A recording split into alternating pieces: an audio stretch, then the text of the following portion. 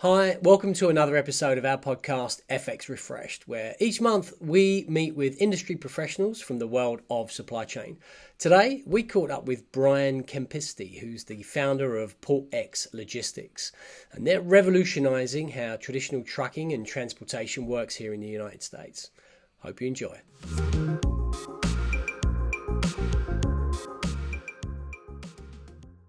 Okay, well, look, why don't we just dive straight in? So why don't we just talk a bit about PortX Logistics, why, how you ended up where you're at. Just give us a bit of a background on yourself and we'll take it from there. Sounds great, Mark. Yeah, the why. This is my second go around. I owned a logistics company that I had built and then sold about 13 years ago now. And some people in the industry came to me and said, it's time for you to do this again. So some of those are now my equity partners here at PortX. And PortX Logistics specializes in drayage, transloading, and trucking. And we like to say we're the easy button for drayage, transloading, and trucking. And in this marketplace right now, being a subject matter expert and being able to walk people through the different ports and terminals has been really important for our business. Excellent. So having already built a business, was it inevitable that you were going to build another one, or is it the influence of these what are now partners or shareholders that really drove that? It was both. I was ready. I was ready for the next go round. I knew that there was a better way. We always talk about a better way in the marketplace, and that included the people internally as well as our customers.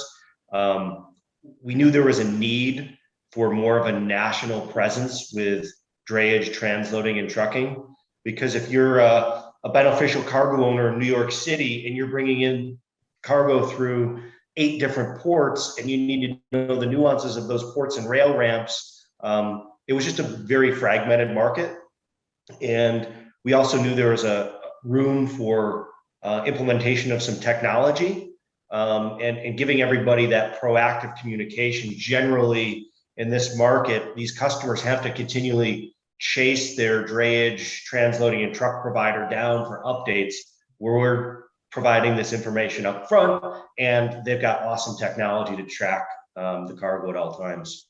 Right. So despite the fact that, and this might be a bit of an ignorant question here, despite the fact that you have a significant number of competitors out there, you still felt as though there was something missing. There wasn't that perfect solution for clients. Definitely was not the silver bullet. And when we started too, the different thing was, it sounds ridiculous, but we wanted to create an aspirational brand within the transportation business, and a brand where you could make the lives better for your employees, your vendors, your drivers, and your customers. It was really cool. An email that I got from a woman at a manufacturer in Grand Rapids, Michigan, and I had met her about a year ago at the virtual TPM. And, we started to do a little business together, and she sent me an email 10:53 at night and said, "Thank you for making my life easier. You've made me look like a star at my company, and we really appreciate you bringing us into the PortX family." And I thought that spoke volumes of just how she said we made her life better, and thank you for welcoming her to the family. And that's, a little bit of a snapshot of the culture that you get at PortX. That's an excellent email to receive, right? Because I think that we're all too quick to turn to either social media and reach into service providers when there's a problem and make a complaint.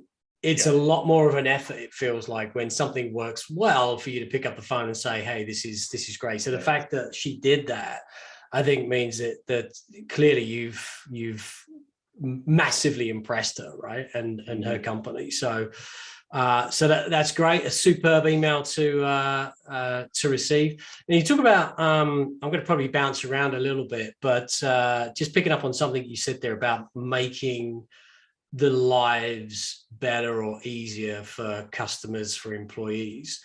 Let's talk a little bit about the employee side of things. So how are you really getting the best out of your employees? What are you doing in order to create that environment where people want to get out of bed in the morning? Well, we try to make it pleasurable, and it starts, if we do a good job internally for the customer, we call them bingos or customer accolades. When you're getting customer accolades all day long, rather than getting yelled at all day long, that makes coming to work that much better. And, we're not perfect by any means. We try to uphold our SOPs the best we can. There's little things here and there that might slip. But early on, about less than a year into the business, we hired a chief heart officer, which is not necessarily human resources, but kind of like human resources. We call it, instead of human resources, we call it resources for humans. And what her job is to keep them on their personal and professional path. If a family member is sick or a dog dies, like there's somebody there to lean on, but she's also working with them on the job. Like, how can I get better in my role? How can I improve in my role? And for me, she's helping hold everybody else accountable. So we started that about, I'll say 3 years ago, maybe 3.5 years ago. And it's been a tremendous part of our success because that's something that I don't have time to do every single day. And she's making sure she's taking care of the people. And, when there are issues that I need to be involved with, I'm involved. So it sounds as though you guys are ahead of the curve, because I think, and again, this could be a very naive comment, but certainly a lot of the businesses that we've been speaking to over the last 18 months, i.e. since COVID really took hold, it's only during this period that there's been more of a focus on the mental wellness and health of employees. But you've been doing that for 3 years, as you've just said, right? So you're well ahead of the curve. So that's fantastic. Super kudos for you. On the marketing side of things, so you've picked up the very nice complimentary email, coming back to the point where you're trying to make clients' lives a lot easier. How are you sourcing your clients today? How are you generating new business? Well, some of it is old-fashioned, like pick up the phone and call people. And some of it was we really developed a marketing strategy, which started in December of 2019, right before COVID. So I'm going to give you an example of that customer that sent me that bingo or that accolade on Friday night. I said I met her at the virtual TPM, which she was on the registration list, attending some of the meetings, but I didn't have a relationship with her. I just picked up the phone, dialed her, got her voicemail, hit 0, talked to the receptionist, and I was like, I'm attending the virtual meeting with TPM with Jen. Is there any way you could track her down for me? And I just sent her some information. We continued to follow up and converse over a couple months. And now she's become a great client. So that's old school, pick up the phone, make calls. That's, I guess, how I was brought up in this business, was just doing cold calling and faxing out packages. And when I started doing that early on in my career, my goal was to make 120 outbound calls a day. So just old school, grind it out, get it done. Wow. Wow. And then, sorry, go ahead.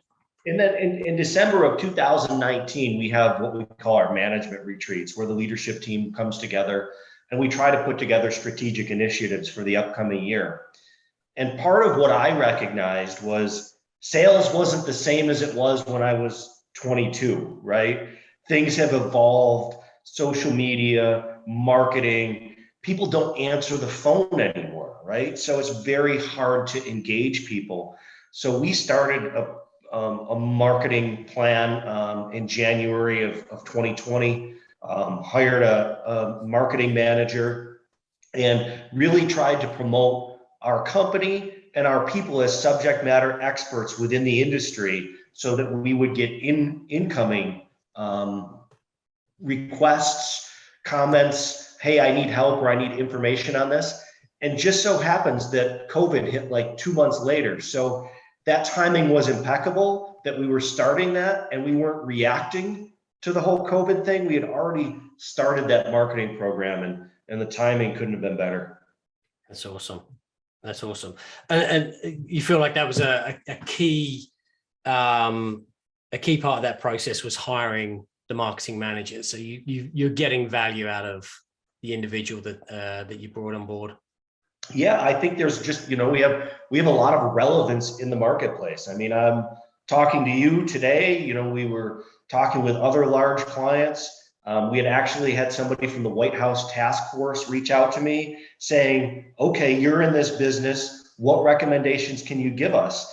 And being known as a subject matter expert in the marketplace just gives us a lot of visibility. That's awesome. Fantastic. And from a thinking about a technology perspective, what is it that would really make you different from a technology perspective from some of your competitors? It's the implementation, right? There's a lot of people in the marketplace that have great technology, but can they implement it with their drivers, with their customers, with their vendors, with their employees? And another thing that we did early on, we partnered with a company called Turbo, who's out of Silicon Valley. And when we had partnered, I had known one of the founders, and they were built for truckload transportation. And we kind of both had we had a mutual respect for what we were both trying to accomplish. And I said, why don't we try to build this out for drayage, transloading, and trucking, multimodal transportation, which was their path, their long-term path as well. And then we got to become the guinea pigs and, hey, why don't we try this? Why don't we try this? And now we've got a really, really awesome system from tracking the vessel, tracking it through the terminal, through transload facility, all the way to final delivery with complete visibility. So stakeholders from around the world, there could have been the shipper in Germany, there could be a production manager in Detroit, and maybe a supply chain manager in Chicago. All of them have visibility to the shipment at the same time. There's links, they can see how fast the driver is going. So for us, it's all about implementation. If we hadn't hired, we kind of gave Tom this role. Tom Zeiss was one of the members that started the business with me. And it's about 6 months in, we're like, if we don't have somebody dedicated to driving adoption, this shiny toy isn't going to be of much use. So that's Tom's number one goal, is maintain our SOPs and drive adoption, with our technology platform. Right. And that's great that you are working with a technology provider that can be that malleable, that you could go to with additional ideas and they're willing to make those changes. Do you have some kind of like exclusivity on the way that the technology is actually put together right now, or are they off out selling this to your competitors as well? There is no exclusivity. I would say the people that are doing what we're doing in multimodal transportation, though, it's all about the implementation. And I always say about competition and exclusivity, I'll give you my customer list. I'll tell you what we do. Here's our technology. Go do it better. So that's kind of our stance on it. We don't try to keep a lot of trade secrets. We just try to be the best. Yeah. And that was one of the things I think that kind of drew me towards you, actually, and to the company as a whole. Just seeing some of the pieces that you guys are putting out on LinkedIn, seeing you participate in other podcasts, I feel as though you're very much, and I don't want to put words in your mouth, relationship first, revenue second. And that speaks a lot to us and a lot of, to our other partners as well, because you really are putting the client at the center of everything. And I get the impression as well that if there was somebody out there that was doing it better, or if a client was going to get a better partial experience, then you're kind of okay with that. Because what you're really interested in is just making sure that the client can survive and prosper, and and if they get that from somewhere else, then that's fine. And if they get it from you, that's even better, of course. Yeah. Well, and a lot of people in the business world,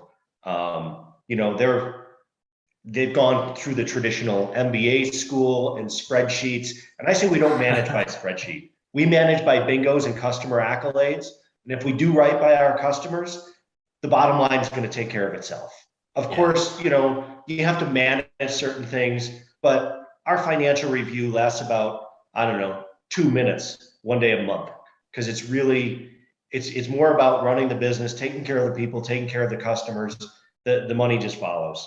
Right. I completely agree with that. So I understand you own your own trucks.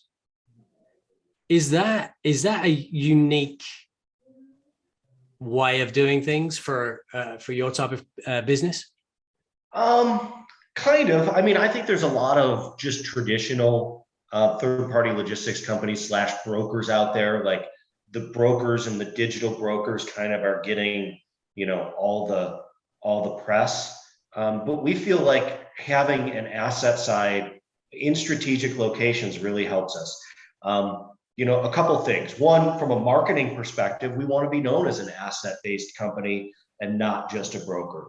But where we have seen opportunities, right? Like we started with trucks in Oakland. Savannah was the fastest growing port in North America. There weren't a lot of great transloading options. So strategically, it was just a good fit for us, a good area for us, somewhere we knew we could be successful, and there was a need in the marketplace. Other things that are happening, like we're doing an acquisition of a small drayage company in Denver, and they were one of our best partners, and they did all of our Denver work, and Dale was looking to move on to the next chapter in his life, and he's like, well, do you want to buy our company? And it's like, sure. It wasn't like something we went out and we're actively looking for, but he's got a great group of drivers, a great operations manager. He's a good guy, and it just was a seamless fit. So we moved into that market. Right. And is that something that you think you'll see a lot more of as we go into 2022, these miniature or micro acquisitions of various businesses? If they make sense and they're a good cultural fit for us, for sure. Right. There's certain markets like Norfolk. I have no need to go to Norfolk because I've got a guy I've dealt with for 20 years. I trust him. He's like a brother. He's going to take good care of you. But there may be other markets that are growing and have a need that we would look to expand into, whether it's, just a grassroots startup like Savannah or a micro acquisition. Right. Okay. How much time and effort and energy do you dedicate to thinking about that kind of strategic level of growth? Almost none. Right. Almost none. Because I think that those things we're going to see, like, okay, Savannah, we knew that there was something there. Right. This Denver things just kind of came to us. And I think you can really, paralysis by analysis, you really look at things way too in depth, and you're trying to make the best plans. We're in a crazy market right now. We don't know what's going to happen in 2023. So we're just kind of moving along, and where things make sense, we're going to take advantage of those opportunities.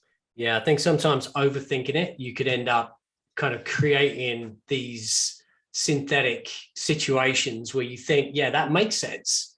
And then you go into it and yes, maybe it works, maybe it doesn't. But when opportunities like in Denver present themselves to you, you know whether that's a great fit or not at that point in time.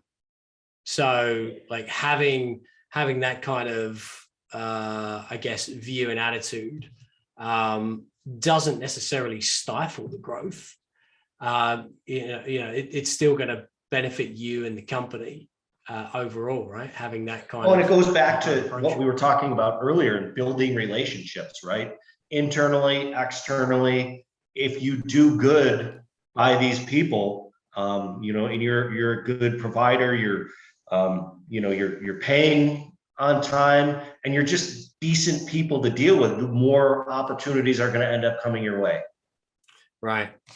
Now, you just said to me earlier on before we started recording, so you're just back from Los Angeles, from your office there in the port of Los Angeles. Crazy out there right now. No doubt is affecting you, as it's affecting many types of different businesses and logistics companies. It is affecting you, right? Or are you finding ways to get around this? Both. It's great for our business because obviously there's a huge demand. There are many challenges in the marketplace with charter vessels, more obscure lines that didn't used to call on LA Long Beach that are now calling on that terminal. That is creating an empty return issue where you can't return empties. Those empties are staying on a chassis, then that chassis can't be reutilized, which is really causing the gridlock that you're seeing there right now. That coupled with all the cargo coming in. And traditionally, a lot of these imports from Asia come in floor loaded, so they're not palletized. And we've been telling people for 6 months or better now, start palletizing your cargo overseas. The velocity of a transload for palletized cargo is 30 to 45 minutes. One man, 30 to 45 minutes. On 1,000 cartons of toys on the floor that you have to hand unload, put on pallets, shrink wrap, then the fork truck driver has to do it. We figure there's 8 to 9 man hours. So people were concerned about, can I get vessel space and how much can I fit in this container? And we knew at some point there was going to be, just a backlog and a clog. And that's, unfortunately, we've got some loose loaded cargo transloads for regular customers, but we can't take on any new. And, no one really wants to hear that because it means more cost, more containers that need to get shipped. But the West Coast it's becoming gridlock, and many people are just saying no to the loose loaded cargo, no to these obscure steamship lines, and no to the charter vessels. Because you charter a vessel over here, the first round goes great, you pick up the containers, you deliver it, and then when you can't return those empties and you're stuck, it's game over. So many people in LA Long Beach are turning down these charter vessels now. Right. Are you seeing any other or like increasing issues maybe at other ports that we're not really seeing, I guess, picked up in the press? I mean, LA seems to be front and center all the time. But LA is definitely front and center. There are those same issues in Seattle. Labor, loose loaded cargo, finding enough warehouse labor to get that done. The empty return situation is the same in Seattle, where it's an issue. In Oakland, it's all over the place because sometimes freight is getting diverted from Long Beach to Oakland, and then it overwhelms that port, and then they transition back to LA. So that's been a little bit all over the board. And Savannah, we're seeing a lot of vessel bunching, like 20 vessels at anchor. And that's primarily due to volume, but Savannah is a very unique port in the fact that you have to go up and down the Savannah River, and you can only do it at certain tides, so your time is limited. They've got fog issues there. Some of the big post-Panamax ships that are going in there now, they can't pass each other in the river, so who goes first and making sure you're at the right tide. There's a lot of complexities to go into that. I talked a little bit about, I guess, expansion through acquisition, putting that to one side for the moment, what about expansion, just like organically? How are you positioning yourselves to continue to be that market leader? Sorry, Mark.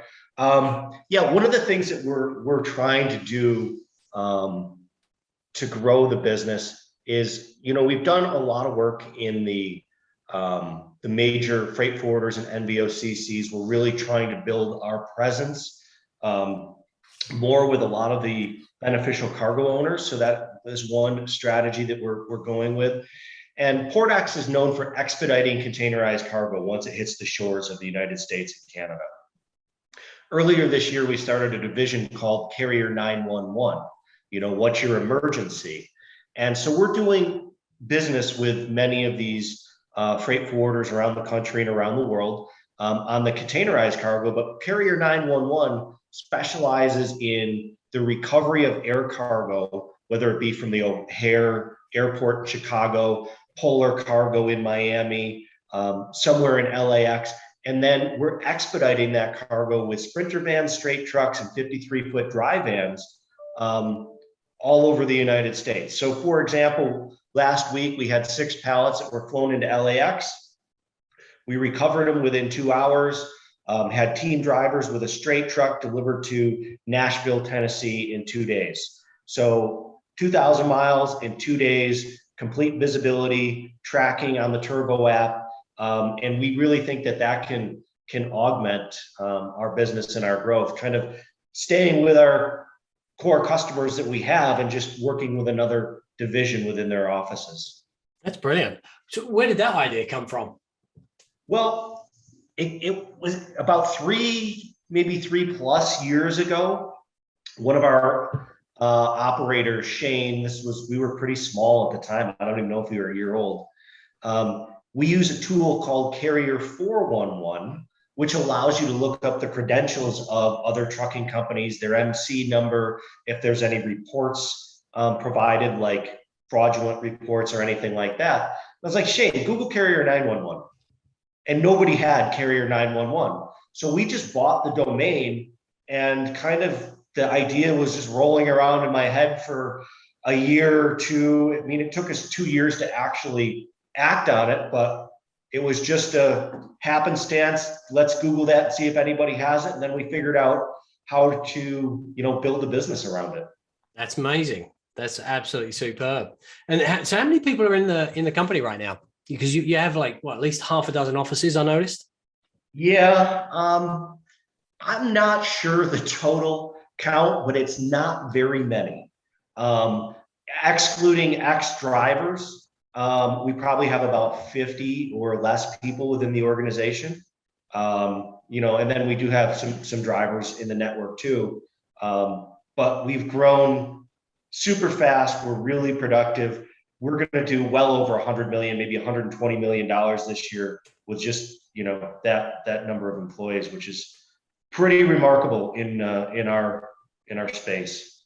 Was that is pretty spectacular, particularly also for a company that's still relatively new, super experienced, but relatively new, or as I like to put it, kind of hyper experienced bones, but a new skin. Yeah. Well, and one of the things that I'm really proud of, right, is you see all these new startups in the logistics tech space, and they went and raised $100 million, or they got this money over here. Like, we didn't get anything. Like, we had 6 people sitting around a table staring at each other. Like, how are we going to do this? How are we going to make it happen? And I mean, I was lucky to have a little bit of cash laying around, but it was not, what you're seeing in the VC world, right? So to do this, bootstrap this and do it from the ground up and do what we've done in 4 years is, I think, pretty remarkable. That's unique. That is pretty unique and incredibly remarkable. But 120 million this year, is that on target? Is that what you were expecting for this year? No, we didn't know how long this COVID disruption was going to go on for. and I planned very conservatively. And I was thinking going into 2021, my projection was like 45 million. Wow, little off. Little off, yeah. So you've raised expectations for 22 then? Yeah, I think we've really hit our stride now in everything that we're doing. Our hiring, our training process, the tech onboarding, everything that we're doing. I don't know where the end is going to be, but I think it's going to be a pretty big year in 2022. Right. Okay. And something you touched on just there, the training process. I'm always curious whenever I'm speaking to any business, particularly new businesses. Are you bringing in individuals that have a significant amount of experience, or are you looking to take individuals that maybe are great salespeople, but maybe they don't know too much about the logistics world? We're taking in both, like I would say new, greener people, maybe with a couple of years of experience out of college, not even necessarily trucking or logistics experience. And then we're taking in some people that are, more seasoned in the business, but we're a very young company. There's only one, I'm 45. There's only one person that's older than me. Everybody is, young, aggressive, hungry, smart. They're willing to go after the tech and the implementation.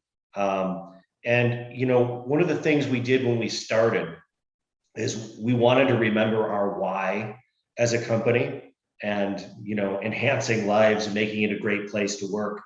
So we had what we called the Declaration of Independence.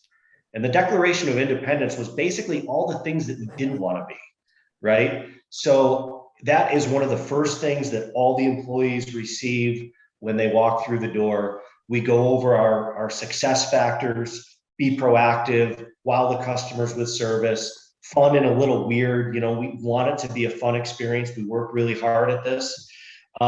We go through the bingos that we've collected and really try to paint the picture for the new employees. This is who we are and what we're about. And then we go into the SOPs and the technology and the training. And I think that that's really important to make sure that they're in the right mindset as they go through the training program.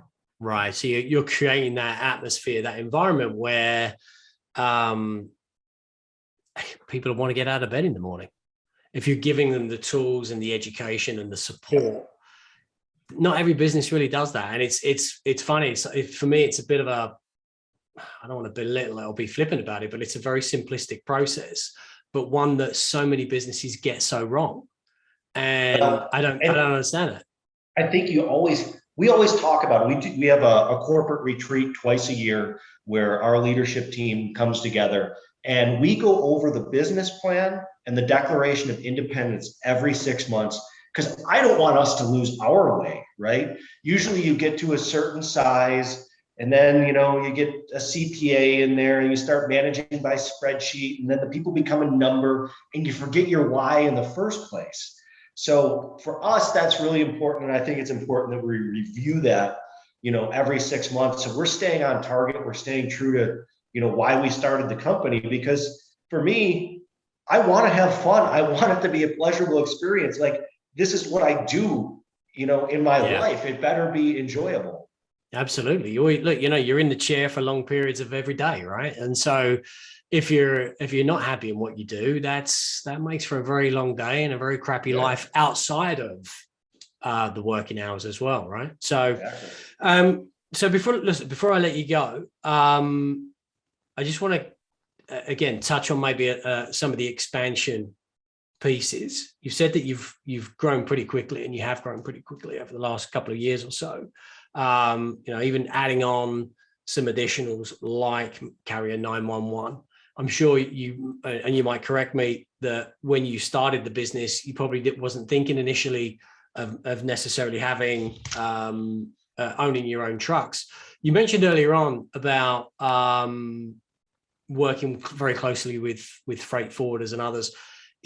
Can you see yourselves moving into that space, maybe customs broking or freight forwarding in any way? I don't foresee that. I mean, those are our partners and many of our great customers, and we don't really want to start competing with them. I think we might be shooting ourselves in the foot if we did that. So we're going to stay true to what we're good at, which is drayage, transloading, and trucking.